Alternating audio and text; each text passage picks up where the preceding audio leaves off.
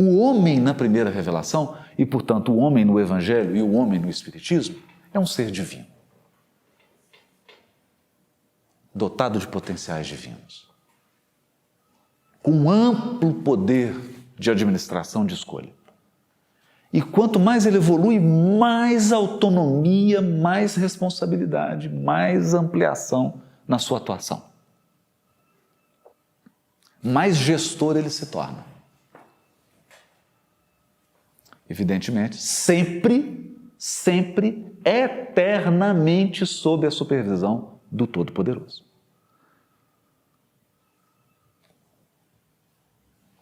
Esse elemento. Essa mensagem é tão central que ela está refletida no símbolo da primeira revelação. Então, o povo hebreu tem um símbolo que o define.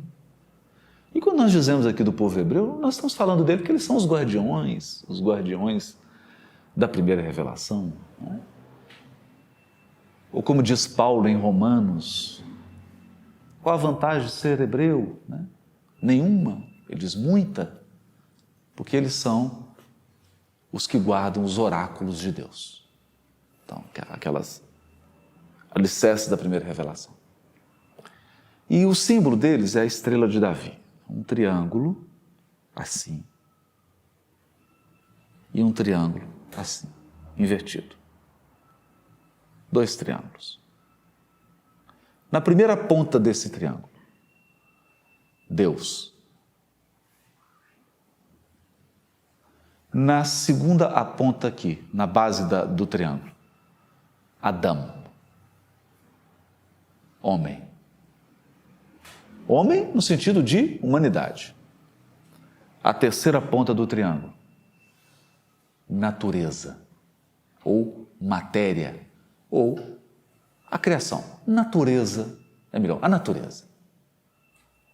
Que inclui a terra, os minerais, os vegetais, os animais, os astros, tudo. Deus, o homem, a natureza. E aí você sobrepõe o outro triângulo, que vai fazer isso aqui. Então, entre Deus e o homem, eu vou ter uma ponta. Entre Deus e a natureza, eu vou ter outra ponta. E entre o homem e a natureza, eu vou ter outra ponta. O que eu estou trazendo aqui são reflexões da mística judaica, da Kabbalah, de outros aspectos da mística judaica. Aprendi isso na sinagoga aqui em Belo Horizonte, Só para dar a referência, com o Rabino Alanat. E entre Deus e a natureza, que ponta é essa? Criação. Entre Deus e a natureza, criação. A criação.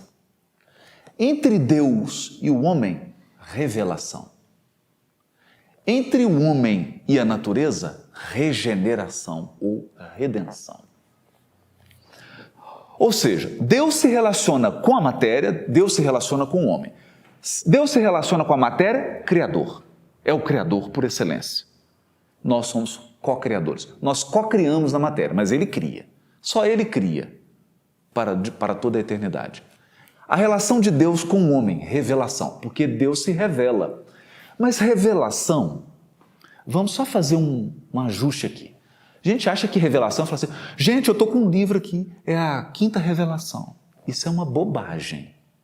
Revelação é a maneira como Deus se relaciona com as criaturas. Isso é lindo, gente. Por quê?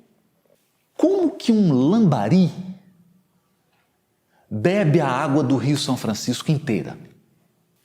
Alguém aí, por favor, me ajuda. Como? Devagarzinho.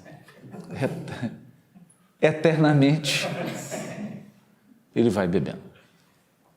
Não é? Não é isso? É impossível, não é? Então, como que um lambari que está num trecho do São Francisco tem acesso à água que está 20 quilômetros antes dele? Não tem acesso.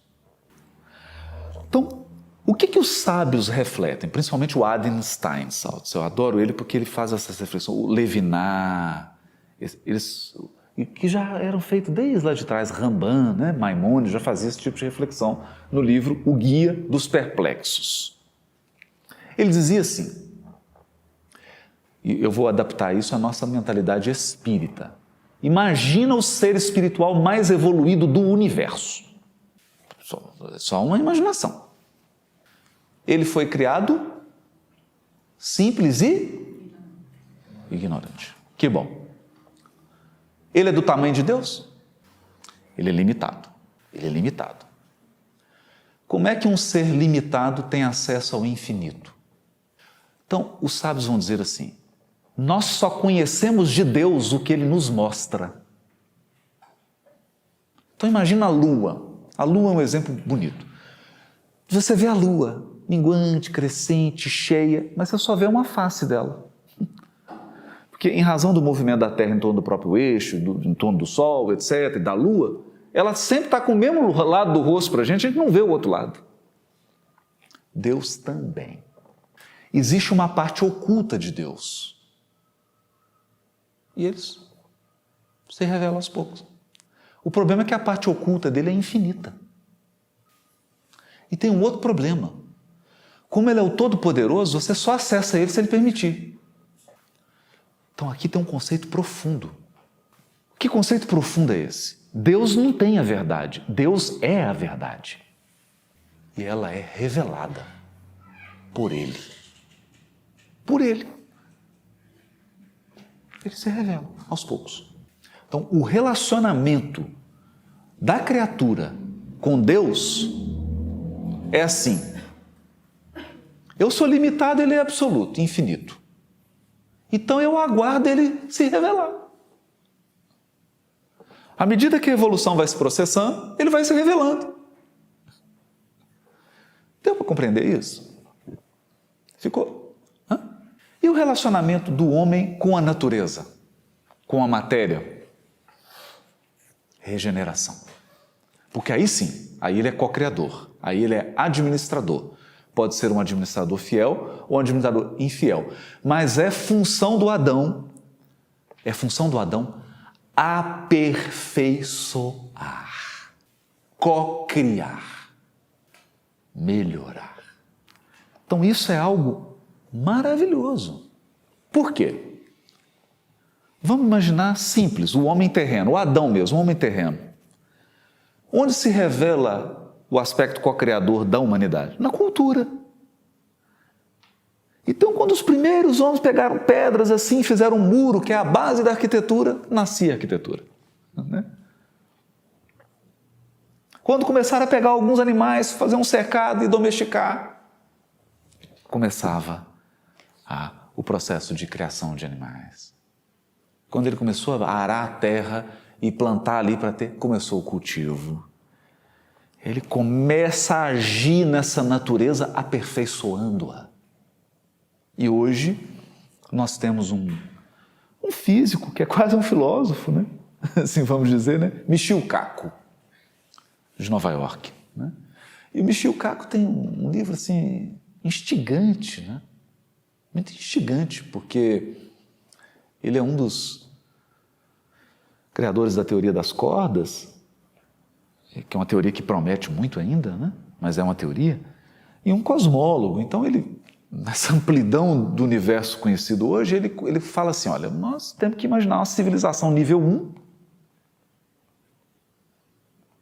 civilização nível 2, 3, nível 4, nível 5.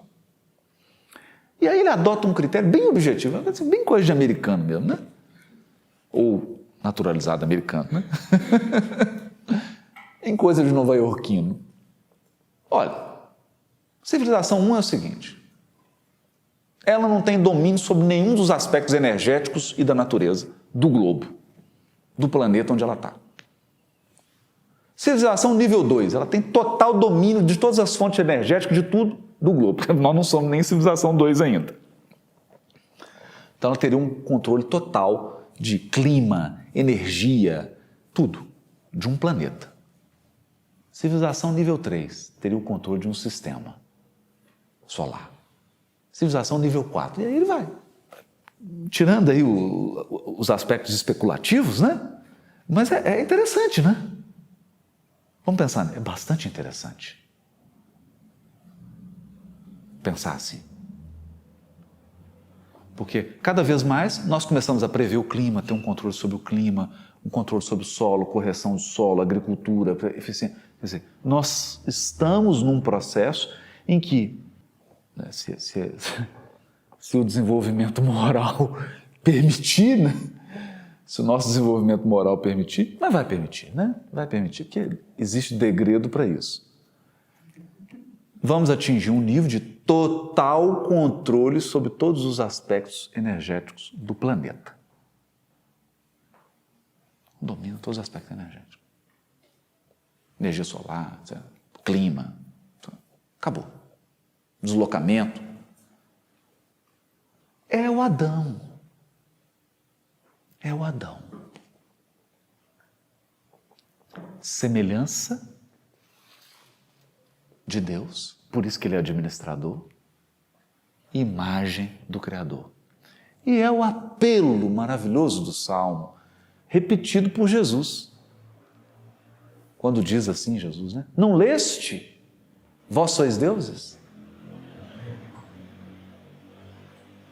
Vós sois deuses. Jesus está fazendo referência. Aliás, Jesus adorava Gênesis, né? Quando perguntaram a ele sobre o divórcio, ele voltou a Gênesis. Esse dia que nós estamos estudando aqui, o 6º dia. Voltou para o texto de Gênesis. A todo momento ele contava uma parábola, sempre fazendo referência aos capítulos iniciais de Gênesis. Eu só queria, para encerrar, na aula que vem, nós vamos trabalhar sobre alma vivente. Adão, alma vivente. E a grande dicotomia, né, o paradoxo que Paulo vai criar, a dialética de Paulo, no capítulo 15 da primeira carta aos Coríntios, quando vai comparar Cristo ao segundo Adão, não mais alma vivente, mas espírito que dá vida. Então, uma é a alma viva e o outro é o espírito que dá vida, o segundo Adão. Então, nós vamos ver um pouco sobre isso, a palavra, vamos navegar nisso, né? Mas aqui eu queria só trazer a lembrança para a gente encerrar, que nós comentamos sobre esse aspecto da estrela de Davi, que ela revela o capítulo 1, 6º dia da criação. Ela revela Deus, o Criador, o homem, o administrador, o co-criador e a natureza. E a gente percebe que nosso lar tem a forma da estrela de Davi. E o curioso é que em cada ponta você tem um ministério, né? Eu vou dar só a dica, né? Na primeira ponta está Deus. Primeiro ministério, união divina. União divina. Então, só para a gente entender como é que isso foi pensado, né? A arquitetura, quer dizer, os arquitetos que projetaram a cidade de Nosso Lar, como os que projetaram Brasília, tinham um plano mesmo, foi tudo, né? Olha, isso aqui vai ser assim, desse jeito, foi planejado. Não foi assim, né? Planejado. O Ministério da União Divina. Aí depois a gente faz as associações aí, né? Está lá Deus, o homem, a natureza, revelação, regeneração ou redenção e aqui criação. As 6 pontas que remetem a esse aspecto fundamental.